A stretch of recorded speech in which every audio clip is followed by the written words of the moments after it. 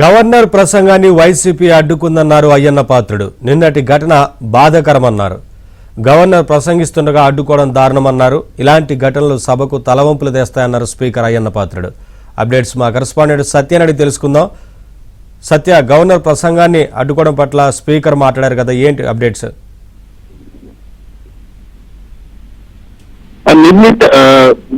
సభ ప్రారంభమైన తర్వాత ముందుగా ప్రశ్నోత్తరాలను తీసుకోవడం జరిగింది. ప్రశ్నోత్తరాల సమయం ఈ రోజు చాలా ముందరగానే, అంటే అనుకున్న సమయానికంటే కూడా 10 నిమిషాల ముందే పూర్తవడంతో అయ్యన్న పాత్రుడు నిన్న సభలో జరిగిన సంఘటనపై తన విచారాన్ని వ్యక్తం చేశారు.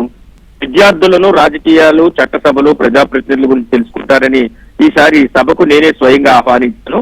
ఇలాంటి సమయంలో గవర్నర్ ప్రసంగం జరుగుతున్న సమయంలో విపక్ష సభ్యులు వ్యవహరించిన తీరు చాలా అనుచితంగా ఉంది. వారు కాపీలను చించి గాల్లోకి వేసడం, ఇలాంటివి జరగడం చాలా బాధాకరం అని కూడా స్పీకర్ తన చెప్పడం జరిగింది. గవర్నర్ ప్రసంగం సందర్భంగా వైసీపీ సభ్యుల తీరుపై స్పీకర్ తీవ్ర ఆవేదన వ్యక్తం చేశారు. సభా వ్యవహారాలు చూసే పిల్లలకు మనం ఎలాంటి సందేశం ఇస్తున్నాం? ఇలాంటి చాలా మంది పిల్లలు సభా వ్యవహారాలు చూసేందుకు వచ్చారు.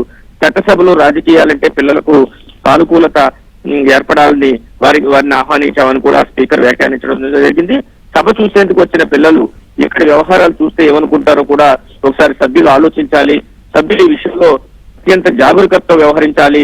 మనల్ని చాలా మంది పిల్లలు సహా ప్రజలు కూడా చూస్తున్నారు అనే విషయాన్ని గుర్తుంచుకుని సభలో వ్యవహరించాలని స్పీకర్ అయ్యన్న పాత్రుడు తన ఆవేదన అయితే వ్యక్తం చేశారు.